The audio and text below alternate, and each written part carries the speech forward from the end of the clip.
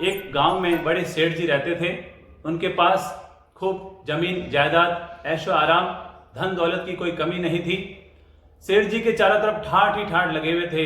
सब लोग उनका खूब सम्मान करते थे, खूब स्वागत और अभिनंदन करते थे। कहते हैं कि एक बार सेठ जी की आंखों में दर्द हो गया, और दर्द भी इतना जबरदस्त कि उन्होंने वैद्यों को दिखाया, हकीमों को दिखाया, डॉक्टरों को दिखाया, दुनिया भर के इलाज कर लिए, लेकिन कोई इलाज लागू नहीं हुआ। जैसे जैसे वो दवा लेते गए वैसे वैसे उनका दर्द बढ़ता ही गया। सेठ जी परेशान हो गए, ना तो सुख से खा पाते थे, ना सो पाते थे, ना कोई काम कर पाते थे। सेठ जी बड़े परेशान हो गए, हर समय प्रभु को याद करते, प्रभु ये क्या हो गया, ये क्या हो गया, ये क्या हो गया।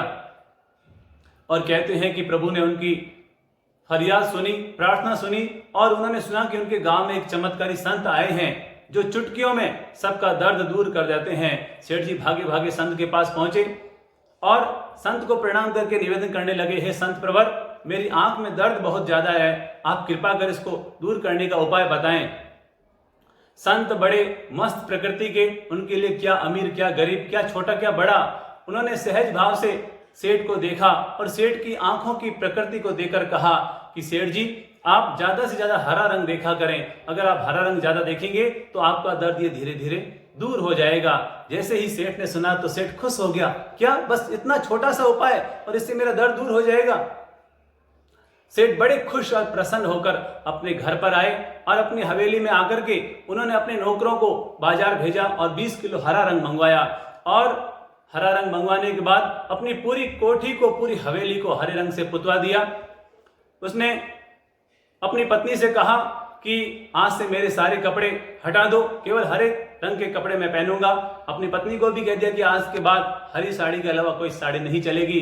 और उन्होंने अपनी सारी दुकानों को, सारे गोदामों को हरा कर दिया और उन्होंने नौकरों को कह दिया कि मैं जहां भी जाऊं मुझे बस केवल हरा रंग नजर आए, ऐसी व्यवस्था कर दो। और उन्होंने नौकरों को यहां तक स्पष्ट कह दिया कि तुम कल से हरे कपड़े पहन करके आओगे, और कोई अगर मुझसे मिलने के लिए आए तो उसको भी पहले हरे रंग के कपड़े पहना जाए, फिर उसके बाद मुझसे मिलाया जाए, नहीं तो तुम्हारी नौकरी से मैं छुट्टी कर दूंगा।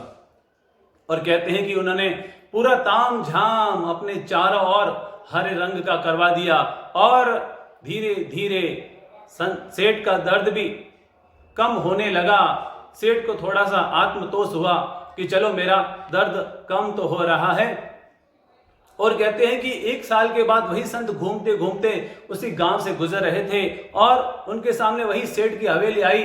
मन में आया कि चलो सेठ जी से मिलकर आते हैं, आशीर्वाद देकर के आते हैं। जैसे ही संत अंदर पहुंचे कि नौकर मिले, नौकरों ने संत का स्वागत किया और कहा, पधारिए संत प्रवर, आपका स्वागत है, फरमाइए क्या आदेश है। तो संत ने कहा, जाओ अपने सेठ को कहकर के आओ कि संत महाराज मिलने के लिए आए हैं। जैसे ही नौकरों ने ये सुना तो नौकरों ने सेठ के आदेश को याद किया। उन्होंने कहा था कि पहले जो भी मुझसे मिलने के लिए आए पहले उसे हरे रंग के कपड़े पहना जाए, फिर मुझसे मिलाया जाए। तो नौकरों ने कहा, संत प्रवर, आप सेठ जी से मिल तो सकते हैं, लेकिन पहले आपको हरे रंग के कपड़े पहनने होंगे। संत ने कहा, अरे मैं ठहरा संत, मैं तो सफेद कपड़े पहनता हूं, मैं रंगीन कपड़े नहीं पहनता, इसलिए मैं हरे कपड़े नहीं पहन सकता। नौकरों ने कहा, आपको पहनने ही होंगे, नहीं तो हम सेठ जी से आपको मिला नहीं पाएंगे। इधर संत मानने को तैयार ना हुए, उधर नौकर मानने को तैयार ना हुए। नौकरों को लगा कि ये संत मानने वाले नहीं हैं। और इशारों में 2 नौकर स्नान घर में गए, 2 बाल्टियां भरी, उसमें हरा रंग मिलाया, लेकर के आए और संत के ऊपर ओम ओम ओम गुड़ गुड़ गुड़ गुड़ हरा पानी डाल दिया। और संत ने कहा, ये क्या कर रहे हो, ये क्या कर रहे हो, ये क्या कर रहे हो। और कहते हैं कि बात सेठ तक पहुंची। सेठ अपने कमरे से बाहर आया और देखा, अरे ये तो वही संत प्रवर है। वो भागा भागे नीचे आया, संत को प्रणाम किया और कहा, बड़ी कृपा, पधारे दर्शन देने के लिए। सेठ ने कहा, अरे ये सब बातें हटा, पहले ये बता कि ये तूने क्या माजमा लगा रखा है। देखो तेरे नौकरों ने क्या कर दिया, मुझे सारे हरे रंग से नहला दिया। तब सेठ ने कहा, क्षमा करें, आपने ही तो कहा था ज्यादा से ज्यादा हरा रंग देखना।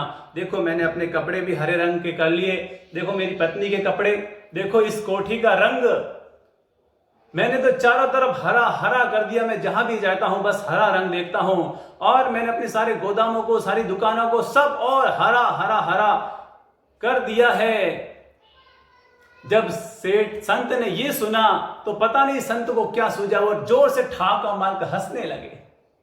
जोर से ठाका मारकर हंसने लगे तो सेठ को बड़ा आश्चर्य हुआ कि संत मुझ पर हंस क्यों रहे हैं। और 2-3 मिनट के बाद संत ने सेठ से कहा, अरे मेरे प्यारे भाई, तूने पूरी दुनिया को हरा करने की बजाय, पूरा इतना बड़ा ताम झाम करने की बजाय केवल हरे रंग का चश्मा पहन लिया होता तो ये सारी दुनिया अपने आप हरी हरी हो जाती। ये कहानी हमें बताती है कि हम पूरी दुनिया को बदलना चाहते हैं पर अपने आप को बदलना नहीं चाहते। अगर हम अपने आप को बदल लेंगे तो ये पूरी दुनिया अपने आप बदल जाएगी। याद रखें, कश्तियां बदलो किनारे बदल जाएंगे, कश्तियां बदलो किनारे बदल जाएंगे। दुनिया को बदलने की जरूरत नहीं है, बस अपनी नजरों को बदलो, सारे नजारे अपने आप बदल जाएंगे, सारे नजारे अपने आप बदल जाएंगे। सभी को प्यार भरा नमस्कार।